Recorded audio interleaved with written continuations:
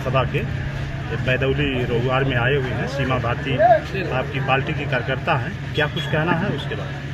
देखिए, सीमा जी party join की, उन्होंने पार्टी के नेताओं से कहा कि नेता को क्या आप नेता हमारे घर आ सकते हैं, तो इनको विश्वास दिलाने के लिए कि नेता किसी के भी घर जा सकते हैं। तो उसी कड़ी में हम लोग टी पार्टी में आए हैं चाय पीने के लिए। सर क्या पंचायत चुनाव पूरा समय से? देखिए, पंचायत चुनाव पे जो भ्रांति है सबको, मतपत्र छप करके जिले पर 75 जिले में पहुंच गए। 15 अप्रैल को मतदाता सूची का प्रकाशन होने जा रहा है। जो भ्रांति है उसका भ्रांति का कारण है SIR, बोर्ड की परीक्षा और जनगणना। इसको लेकर के लोग भ्रम में। जनगणना होगी तो वही तो कह रहा हूँ। अब चुनाव के लिए मतपत्र छप गए हैं, वोटर लिस्ट का प्रकाशन हो रहा है, अब क्या चाहिए? सर, अभी आपके ही पार्टी के और प्रदेश के उप मुख्यमंत्री केशव प्रसाद मौर्य का बयान आया है सोशल मीडिया पर और पेपर पत्रिकाओं में कि पंचायत चुनाव को लेकर असमंजस है, कुछ भी हो सकता है। आपका दावा है कि समय से होगा।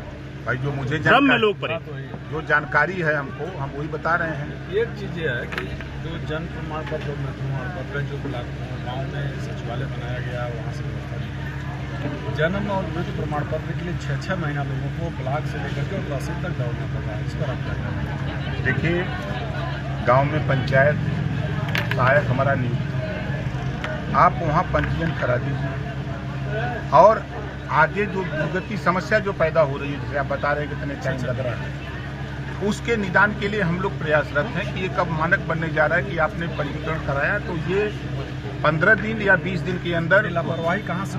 अब लापरवाही अधिकारियों की तरफ से होगी, तो वो लापरवाही न हो, सिर्फ समय सीमा तय करने जा रही है सरकार। इस समय पर ये चीज़ें इनको उपलब्ध। क्या अधिकारियों पर अंकुश नहीं लग पा रहा है? अगर हम समय सीमा तय कर दे तो अधिकारी अपने आप कमांड में हो जाएंगे। सर, पंचायती राज के मंत्री आप हैं, कैबिनेट, आपके विभाग द्वारा सरकार द्वारा कौन कौन सी योजनाएं आम जनमानस को चलाई जा रही है? आम जनमानस के लिए सबसे पहले तो आप ये समझ लीजिए कि डिजिटल लाइब्रेरी 57,691 गाँव में बनाने की योजना 12,000 पहले चरण में होने जा रहा है। काम चालू है। हर गाँव में जो 12,000 गाँव चयनित हैं वहाँ काम चालू हो गया है। दूसरा है, हम बारात घर बनाने जा रहे हैं। पहले चरण में हम लोगों ने 32 बारात घर बनाया, अब 100 बारात घर बनाने जा रहे हैं। इसी गर्मी के पहले, मतलब जून के पहले ये काम पूरा हो जाना है।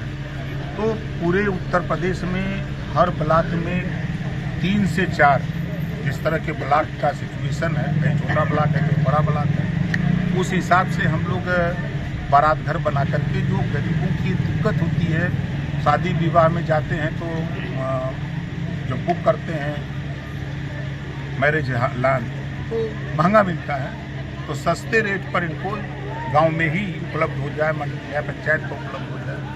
इस तरह की व्यवस्था सरकार की तरफ से। दूसरा, जो बीच में बिचौलिए थे, सरकार ने वो काम किया कि जो बिचौलिए थे बीच के, जिसको लीकेज कहते हैं, उस लीकेज को फेविकोल लगा के साट दिया। अब सीधे जो है सरकार के खाते से पेंशन सीधे लाभार्थी के खाते से, किसान सम्मान निधि सीधे सरकार के खाते से किसान के खाते में। बीच में जो बिचौलिया थे वो खत्म कर दिया सरकार ने। प्रदेश में जो दंगे होते थे उस पर सरकार ने अंकुश लगा दिया। अब प्रदेश में कानून का राज। सर, आपके द्वारा कहा गया है कि आजमगढ़ सपा का गढ़ माना जाता है, इसको गढ़ को तोड़ा जाएगा। सपा कहती है गढ़ टूटने वाला नहीं है, कैसे तोड़ेंगे? देखिए, अभी तो 22 तारीख की खबर आपको होगी। महसूस किया होगा कि वो लोग समाजवादी पार्टी के लोग नहीं थे जो आए थे, इसी आजमगढ़ से थे, 10 विधानसभा से। एक शुरुआत हमने किया और आपको ज़्यादा नहीं, 2 महीने के बाद आप खुद महसूस करने लगेंगे कि नहीं, जो ओम प्रकाश राजभर कहे वो सही कर रहे हैं। सर, शिक्षा के लिए लाइब्रेरी तो खुले, लेकिन सर शिक्षक जो है विद्यालय समय से नहीं कहीं पहुँचते हैं। अब देखा, कुल बीमारी 1 दिन में नहीं ठीक हुई।